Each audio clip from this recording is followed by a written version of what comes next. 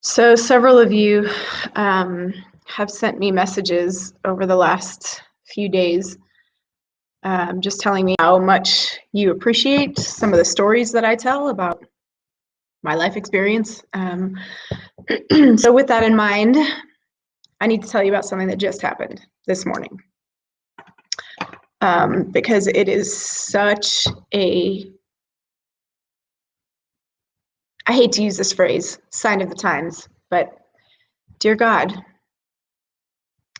So let me tell you how my day started. My day started with waking up to the news article about the beautiful Black woman who was attacked by the white Trump supporting mob in California. With pictures, there was a photographer there and actually captured pictures of her being little itty bitty human, like me, itty bitty, surrounded by mostly large men, white men, and seeing the pictures of her being attacked. That's how my day started. Fast forward an hour or two. I have to go to a Christian establishment, I'm not going to name it. And as I walk a door, I've got my mask on, I walk to the counter, and there is a presence that I can feel sitting on the couch right next to the counter. And I look over, and it is a large man with a Proud Boy mask and shirt. And immediately, the hair stands up on the back of my neck, and my body just like goes kind of rigid. And I grew up in East Oakland, so I know that feeling. And it's a response that happens in my body.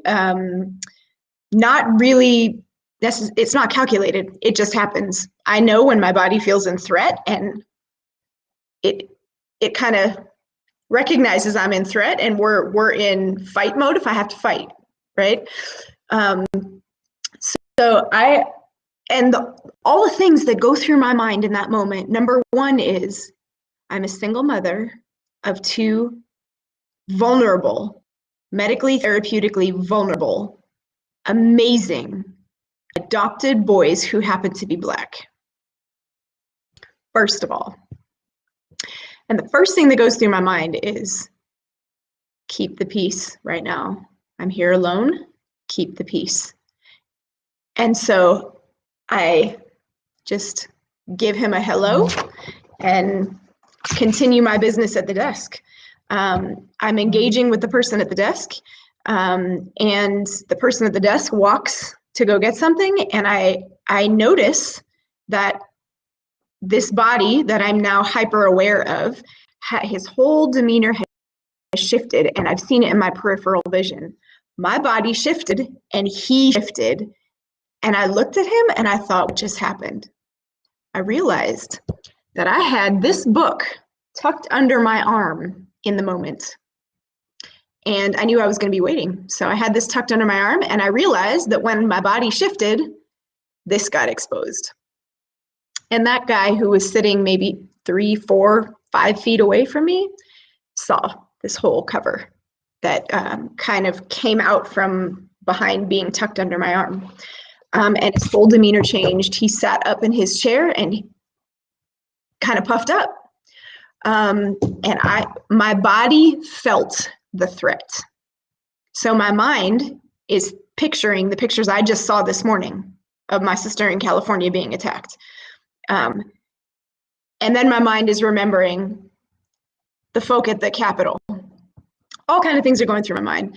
And my body is saying, I'm threatened and I need to keep the peace. Right now in this situation, I need to keep the peace. So I go sit down at the only other couch available in the waiting area, which is just across from him. And as I sit there, his countenance, like drilling a hole in me with his stare. He went from being relaxed to sitting up and staring. So we sat there for 10 minutes. Because of what I was going there, the services I was going there to get, it meant I had to get a shuttle, take their shuttle home. And again, I was in an overtly Christian business owned by Christians, and it's actually in the title. And soon as the shuttle was there, I got in, so glad to be heading home. And then what do I find? The driver is listening to a very conservative news radio station. So I come from the grilling presence of a proud boy with my hazelnut light brown body skin and my Brazilian tresses hanging all out. I'm clearly other, with a book that is fantastic, by the way,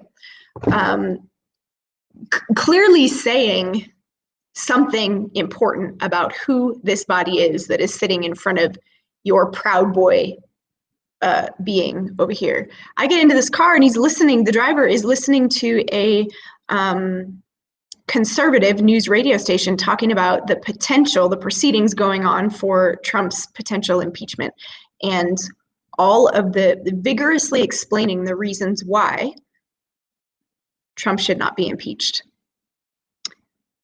I am getting in this car already feeling threatened, now listening to this radio while we're driving in an enclosed space with a white guy, large white guy driving, listening to a conservative radio station. And as we're driving, there are a number of things going through my mind.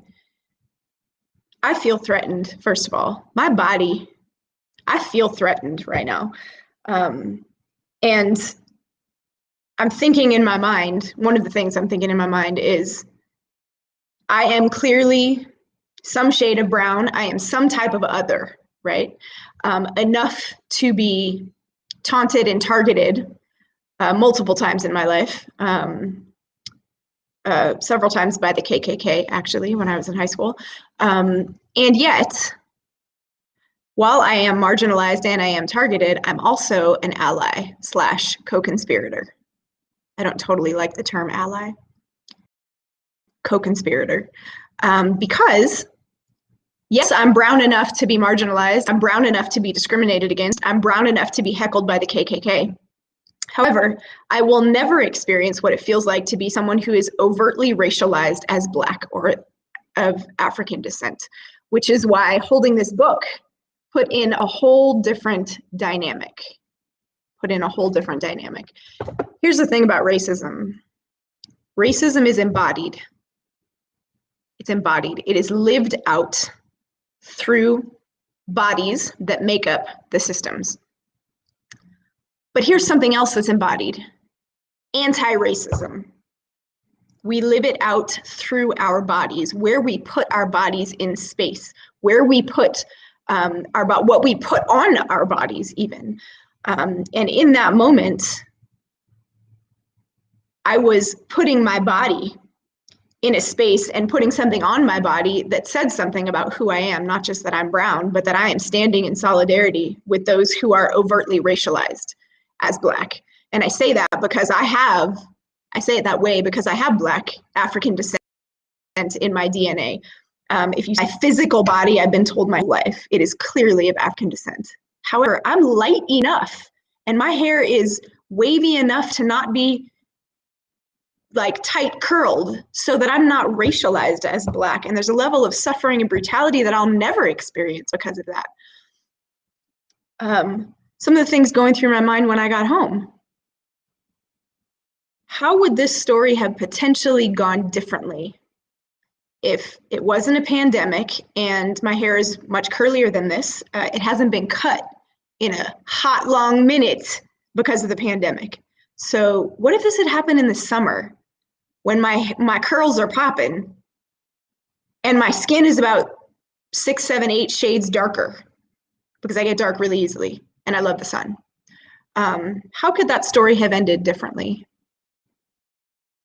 And what about my brothers and sisters whose shade is 24/7, 12 shades darker, and live in that body and feel what it feels like to be in the enclosed space like that car or a room or an establishment, or even being attacked in their own home in that body that is threatened? And then I sat here thinking,